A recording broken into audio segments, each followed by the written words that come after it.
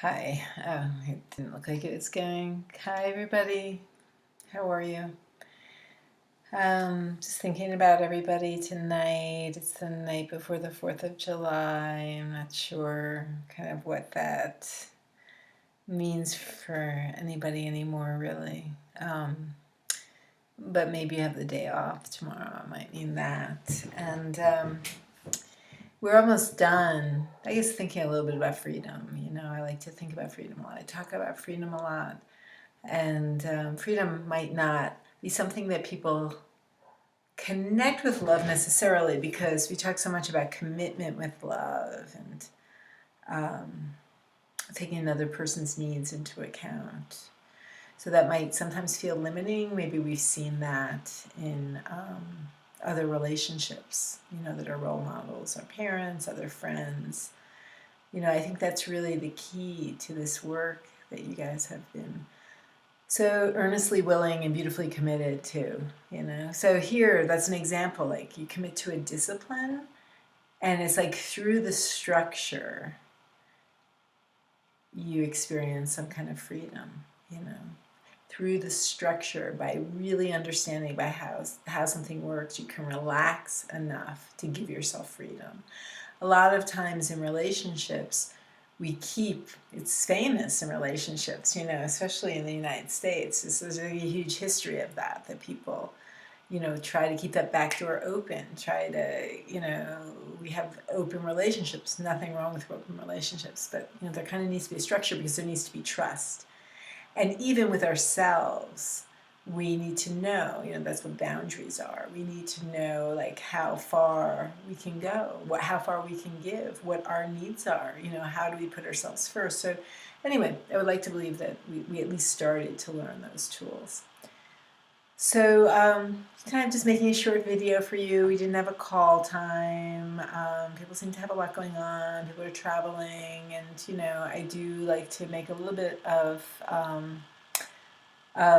time for kind of questions and interaction. So it wasn't meant to be that you guys all met each other, but I do have a few questions from people I'm going to answer. So I want to start by just a really short meditation. So I'm going to burn a little Palo Santo here. You can burn some there if you want. And just get comfortable. I'm actually have my legs crossed, so I'm going to put my 2 feet on the ground. And feel yourself in your seat. And really feel that connection to the earth. And that's something I really love, especially in this practice, is to feel the connection to the earth and the connection to the sky, and then we become that love child, the masculine and the feminine. That you feel, so you feel your feet being called to the earth. You feel your flesh being called to the earth. Just allow yourself to come to rest. Close your eyes. Inhale deeply in through your nose, as deep and as slow as you can. It's just such a great tool. Just slow it down and make it count. So be careful when you're doing, just for future reference and for right now. I'm burning this Palo Santo, so I have this beautiful smell here. I just love the smell of this. So when you're inhaling and exhaling deeply, in order to make it relaxing, you want to make sure not to hold your breath at the top of the inhale or the bottom of the exhale. So you're inhaling, and as you're really getting full, you prepare yourself to exhale. And so you make this seamless, beautiful, liquid exhale. And then as you're emptying yourself, you feel yourself coming to the bottom of that really empty place. And then it's kind of like called envelope breathing. So it's like at the bottom of the exhale, you're already beginning to inhale. And at the top of the inhale, you're already beginning to exhale. And not bringing a lot of anxiety into that, making it very pleasurable, this circular breath. And then the last part, which here I have the Palo Santo, maybe you're burning some incense. Cherish that breath, like it's just like this gorgeous thing that you're treating yourself to. So the smell, the ocean, roses, Palo Santo, perfume, your lover, just whatever that smell is, just take them in. So for now, I want you to, in that relaxed state, to think about just one elemental, essential thing that you want to feel from love. You know, we talked mostly about romantic love, but in all those what do you want questions way back in the beginning, you know, feels like ages ago, it could be just a feeling of being held, feeling of being desired, a feeling of being seen. So just right now, I want you to take a moment to really feel that as if it's happening. So with your eyes closed, you could have a specific lover in mind. You could have, you know, I have many etheric lovers, you know, that are everything from, you know, the divine feminine to the stag king to thunder, you know, like I can, you know, that's why they call me the love artist. I can make all those into lovers. So you can have a specific person, you have an energy, but I want you to feel that energy coming towards you. And it might be a lot to ask just in the moment right now, but I want you to be certain, have that certainty that you're worthy of that. You're more than worthy. You are desired. And to believe in that, in the certainty of that. So wherever you have to go, I want you to bring that certainty into every cell of your body. This is a way, this belief, without proof, is a way for you to be both receptive and assertive at the same time. Because you're receiving all of that beauty, whether or not there's a physical person in front of you, all of that love, all of that desire, and you're asking for it because you believe in the certainty of it. So just before we finish this meditation, you should be feeling really great by now. I know I'm feeling good. What you can do, so I have this image that it's not my own, you know, came one of the million things that I read all the time, of a water wheel. You know, it's like, I don't know if you've seen it in a garden or, you know, on one of those old-fashioned ferry boats. So the water wheel is picking up water and then it pours it on the other side. So it's picking up water and pouring on the other side. So I want you to see that water wheel, but the water wheel is scooping up all this love from your lover or from your energetic force, and it's pouring on you. Now you might think, well, then how's my lover going to get that love? So this is the trick. So I want you to believe in the certainty, whatever it is. So you feel from your lover is across from you, and it's like scooping up all this juiciness from them and pouring it onto you. And you are receiving, and it's just dripping all over you, whatever that is that you desire. And your hands are out, and you're receiving, and you're glowing, and you're happy, and you're reflecting that back to your lover, and they're loving that. And for now, I don't want you to worry about giving them anything else. Just receive their love. Just receive that vision that they have of you. And if any one of you is getting a little sad that that might not be real, don't go there, because it is real. I'm here to promise you that it's real.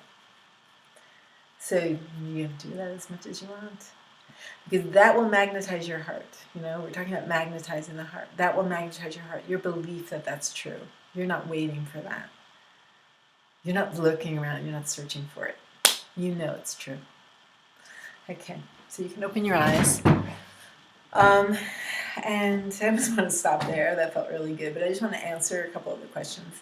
So the first question is, what do I do when love arises? Which that really kind of,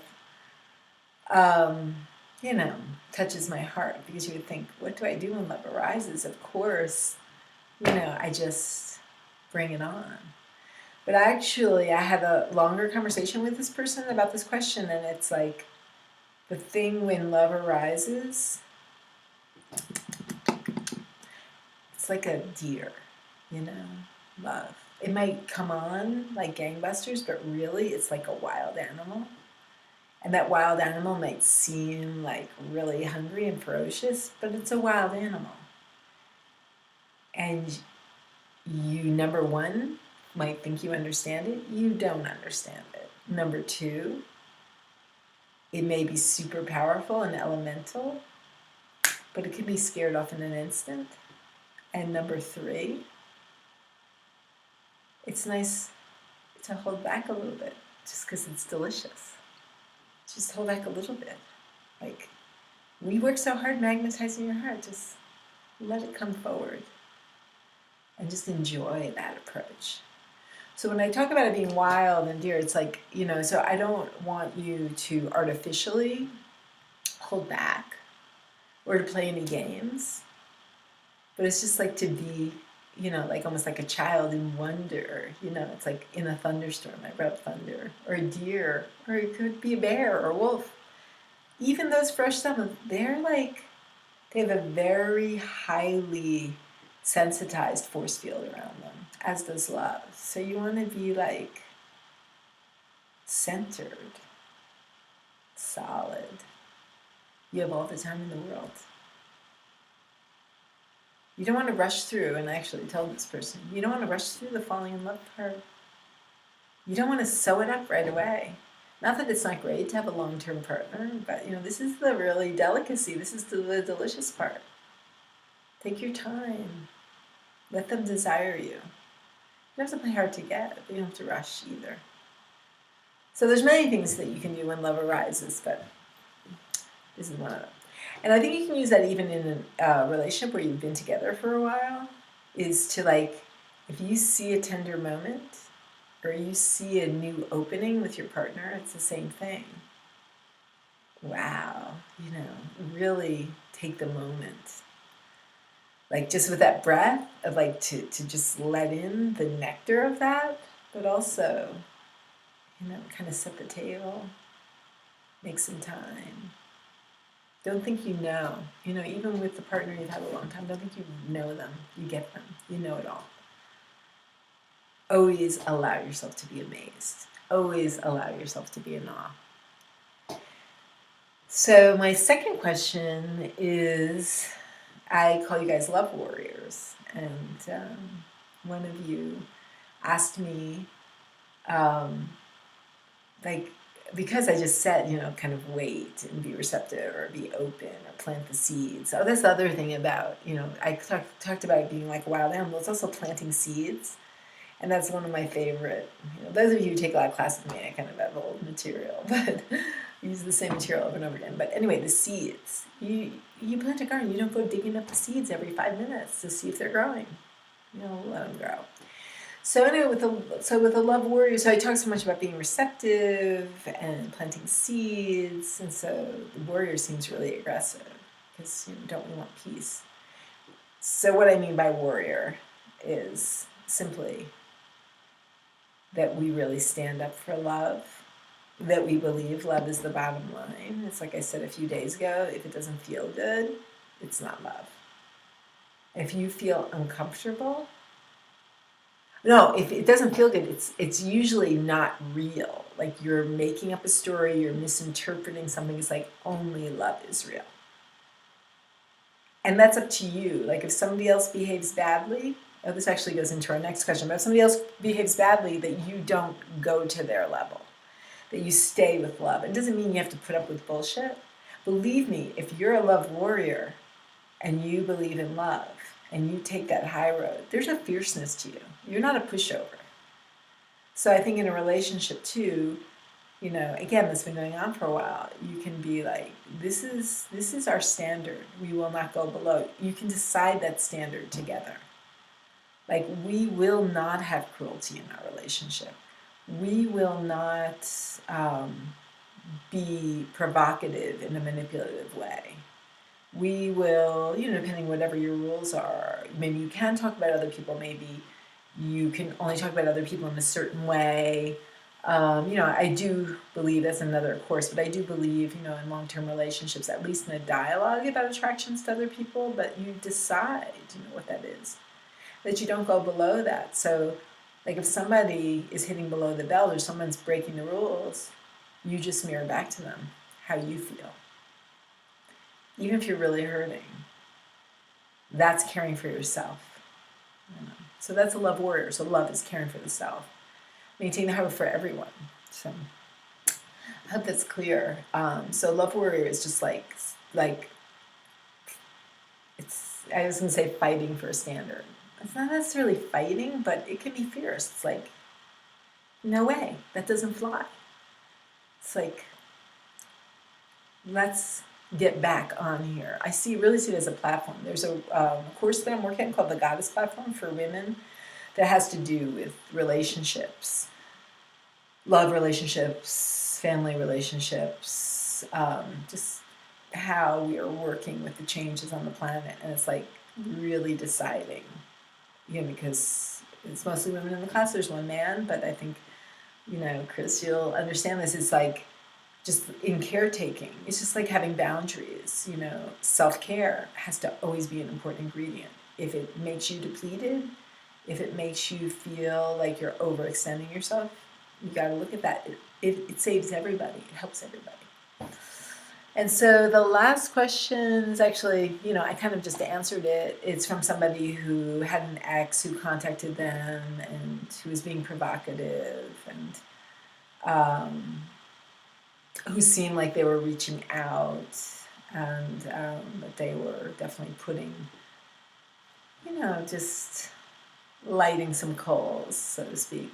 And, so the person who asked the question was like, I kind of want to tell him that I'm over it, that I'm moving on, but like really let him know.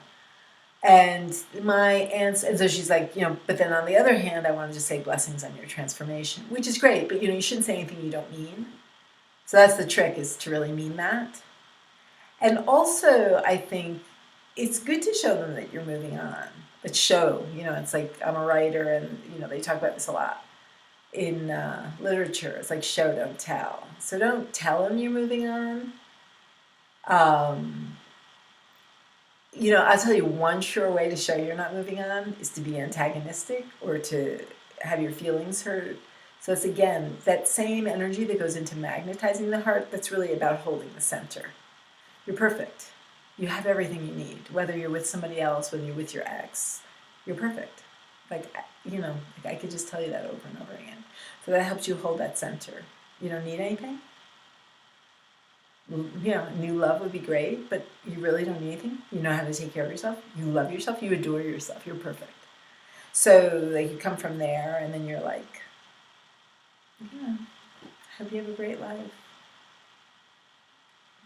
Really, like, imagine that person in a boat, like a cute little rowboat, and you're letting go of the tether, and they just float out into the lake, and you're just like, have a good trip.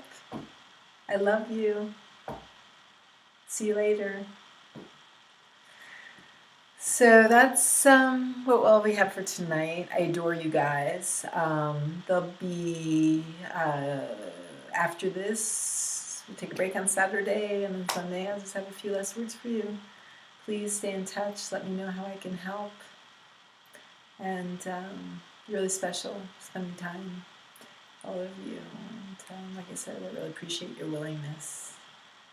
And you're making the world a better place by taking the Theloveartist initiation. Peace, love. My love warriors, I love you. Okay. Good night. Bye-bye. See you soon.